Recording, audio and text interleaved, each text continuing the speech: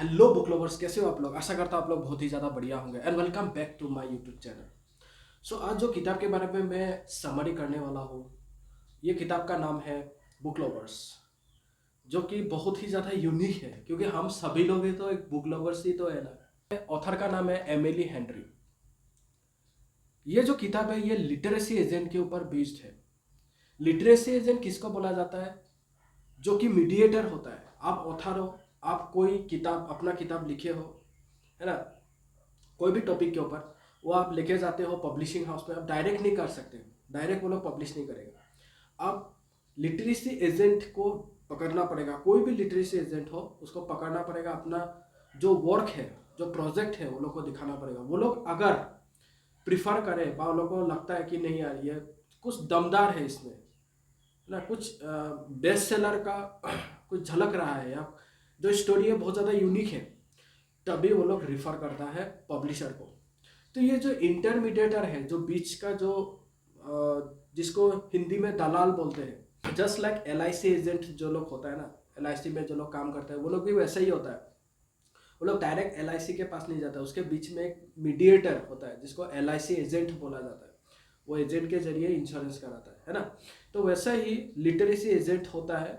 फिर बहुत सारा चीज़ होता है, एडिटर के पास जाता है एंड जो प्रूफ रीडर, ग्रामर जो चेक करता है, वो बहुत सारा चीज़ होता है, बट मेनली जो लिटरेसी एजेंट के पास ही पहने जाता है। सो इसके ऊपर बेस्ड होकर यह पूरा किताब लिखा गया है। समरी में जाया जाए तो नोरा स्टाइफन करके एक कैरेक्टर से मुलाकात होता है। उसका एक छोटी बहन है जिसका नाम होता है लिबी। लिबी शादीशुदा है, उसका छोटी बहन। हस्बैंड का नाम है ब्रेंदन।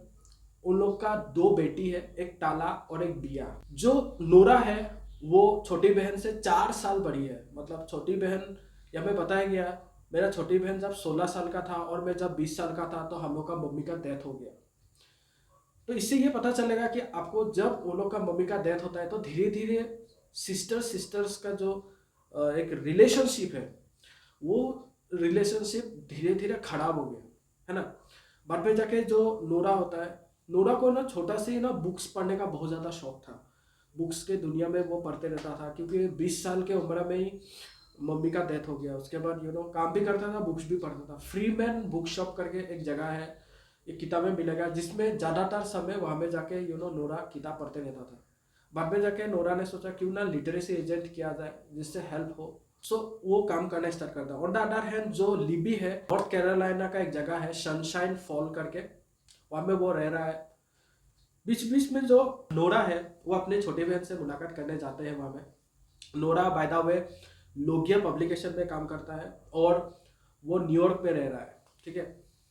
तो एक दिन क्या होता है, जब वो डस्टी फील्डिंग्स का बहुत फेमस ऑथर बोल सकते हैं, उसका बहुत पुराना एक ग्राहक बा क्लाइंट भी बोल सकते हो, उसका एक फ्रिगिट करके एक बुक आने वाला था। तो उसके ऊपर वो जब काम कर रहा था नोरा, तब वहाँ में जो एडिटर है वो चेंज हो गया। अभी नया एक एडिटर आया है जिसका नाम है चार्ली लास्ट्रा। जो बॉस है वो नोरा को चार्ली लास्ट्रा से मुलाकात कराता है, बट वो इतना ध्यान नहीं देता है क्योंकि बुक्स भी छपाना है और उसका बहन भी बोला है कि आओ हम लोग का यहाँ में वीकेंड को सेलिब्रेट करो। तो उसके लिए वो चला जाता है और हमेशा वीकेंड सेलिब्रेट करके, और वो बोलता है कि जो न्यूयॉर्क का माहौल है ना बहुत ज़्यादा बिजी है, बट वो सनशाइन वाटरफॉल जो कि नॉर्थ कैरोलिना में है, वहाँ में बहुत ज़्यादा जो जिंदगी है बहुत ज़्यादा स्टेबल है, वो स्थिर है। तो अच्छा लगता है ना। जैसे आप दिल्ली मुंबई से लेकर आदमी लोग क्यों ऋषिकेश जाता है, क्यों पहाड़िया इलाका लद्दाख में जाता है, क्योंकि हमें जो लाइफ है वो स्टील है। और जब दिल्ली मुंबई में रहोगे ना बहुत फास्ट फास्ट है लाइफ, है ना। आप खुद के लिए टाइम नहीं है, वैसा होता है, ठीक है। तो इसलिए वो जाता है वहाँ में थोड़ा माइंड फ्रेश करने के लिए। एंड वहाँ में कॉटेज है, गुडे कॉटेज, वहाँ में जाके वो रहता है 2-3 दिन के लिए। फिर वो चला आता है, वीकेंड में वो जाता है जिस दिन छुट्टी होता है। तो वो ठीक है वहाँ से आता है छुट्टी बना के, एंड देन फिर वो चार्ली रास्ता से डिस्कस करता है। चार्ली रास्ता बोलता है कि कौन सा प्रोजेक्ट में काम कर रहे हो, क्या है। वो भी बोलता है डस्टी फील्डिंग्स बहुत अच्छा राइटर है, उसका एक किताब निकला है फ्रिगिट जिसमें वो काम कर रहा है। एंड वहाँ में कुछ सैंपल पेपर भी भेजता है ऑथर उसे। नाडिया विंटर्स जब वो पढ़ता है वो अपने आप को नाडिया विंटर्स जैसा लगता है, क्योंकि नाडिया विंटर्स का जो आ, एक कैरेक्टरिस्टिक, एक फीचर्स है जो कि हुबहू नोरा से मिलता है। तो वो बहुत ज़्यादा टच हो जाता है, वो बोलता है कि इसके ऊपर तो काम करना ही पड़ेगा। और जो डस्टी फील्डिंग्स है बहुत अच्छा ऑथर है, बहुत अच्छा ऑथर है। चार्ली भी उसे सपोर्ट करने स्टार्ट कर कि ये ऐसा है वैसा है। पहले तो चार्ली उसे मना करता है कि ये ऑथर इतना अच्छा नहीं है। बाद में जाकर आपको पता चलता है कि जो चार्ली है वो डस्टी फील्डिंग्स का फैन है, दीवाना है उसके ऊपर, इतना अच्छा ऑथर है ना। फिर बाद में जाकर और एक चीज़ पता चलेगा कि जो चार्ली है, चार्ली का जो मेन घर है वो सनशाइन फॉल नॉर्थ कैरोलिना में है, यूएसए में। जो जगह में उसका छोटी बहन रहता है वहाँ में ही है। और जो कॉटेज में वो रहता है वो उन लोग का ही कॉटेज है। जो चार्ली रास्ता है उसका पिताजी नहीं है, उसका मम्मी है, मम्मी का नाम होता है सैली गुडे। और गुडे के नाम से एक बुक शॉप भी होता है। बाद में जब नोरा थोड़ा टहलने के लिए जाता है, थोड़ा जो टाउन है वो टाउन एक्सप्लोर करने के लिए जब जाता है, तब हमने को पता चलता है कि एक बुक शॉप है जो कि गुडे बुक शॉप, वो जो कि अच्छा होता है वो बुक शॉप। बट धीरे धीरे वो मर रहा है, क्योंकि अभी ऐसा एक इरा आ गया था कि आदमी लोग बुक्स पढ़ने में इतना इंटरेस्ट नहीं है। अभी आप देखो आदमी लोग कितना बुक्स नहीं पढ़ते हैं। ये जो जो बुक्स पढ़ने का जो गढ़ माना जाता है, डेनमार्क है ना, स्वीडन, वो लोग भी इतना उससे निकल रहा है अभी धीरे धीरे। बुक शॉप का जो एक बिजनेस है वो अभी मर रहा है धीरे धीरे। सोशल मीडिया ये सब आ गया है, तो ये भी बाद में जाके उसके मम्मी के साथ डिस्कस करता है। वो मम्मी को भी बहुत अपनापन लगता है, तो उसे बोलता है जब तुम्हारा मर्जी हो यहाँ पे आओ और पढ़ो, है ना। फिर बाद में पता चलता है कि जो कॉटेज में वो रह रहा है वो लोग भी वो लोग का ही है। और वो जो कॉटेज होता है, ये कॉटेज चार्ली संभालता है। मतलब चार्ली एक ही साथ में दो काम कर रहा होता है। अभी नोरा स्टाइफन को कैसा पता चलता है कि उसका मम्मी का नाम सैली है कैसा, जब एक दिन वो बुक शॉप में जाता है तब वहां पे चार्ली से वो देखता है, तो वो पूछता है तुम यहाँ में कैसे। तो बाद में जाकर पता चलता है कि ये वो लोग का ही होम टाउन है एंड ये दुकान उसका है। ये दुकान बेसिकली उसका मम्मी संभालता है। एंड वो बोलता है कि मैं पार्ट टाइम, बोल सकते हो कि मैं पार्ट टाइम हिसाब से मैं एडिटर का काम करता हूँ और मेरा फुल टाइम ये कॉटेज को संभालना ही है, ये कॉटेज को मैं ही संभालता हूँ। फिर बाद में जाके वो लोग का बातचीत बहुत ज़्यादा बढ़ जाता है, आना जाना बहुत ज़्यादा हो जाता है। और बहुत ज़्यादा आना जाने से क्या होता है कि उन लोग का बहन बहन का जो रिश्ता होता है ना, बहुत इम्प्रूव होना स्टार्ट कर देता है। धीरे धीरे जो चार्ली का मम्मी उससे बहू मानना स्टार्ट कर देता है। चार्ली भी जो उसका छोटी बहन का जो वो हस्बैंड होता है, हस्बैंड के साथ भी बहुत अच्छा घुल मिल जाता है। उसका दो छोटी बेटी होती है, ताला और बिया, वो लोग से भी बहुत बातचीत करना स्टार्ट कर देता है। बहुत मतलब वो लोग का जो एक रिलेशनशिप है बहुत ज़्यादा सुधर जाता है, बहुत ज़्यादा पॉजिटिव आपको देखने को मिलता है ना। जो कि एक समय में खराब हो गया था, पूरी तरह से डेवास्टेटेड हो गया था। लिबी का तो वो लिबी सोचता है कि तू मत ही आए, बट बड़ी बहन होने का कारण तभी भी नोरा कभी कभी जाता था, बट उस प्रकार का एक सम्मान नहीं मिलता था। बट अभी धीरे धीरे मतलब सम्मान मिलना स्टार्ट हो गया है ना, सब कुछ अच्छा होना अभी धीरे धीरे स्टार्ट हो गया।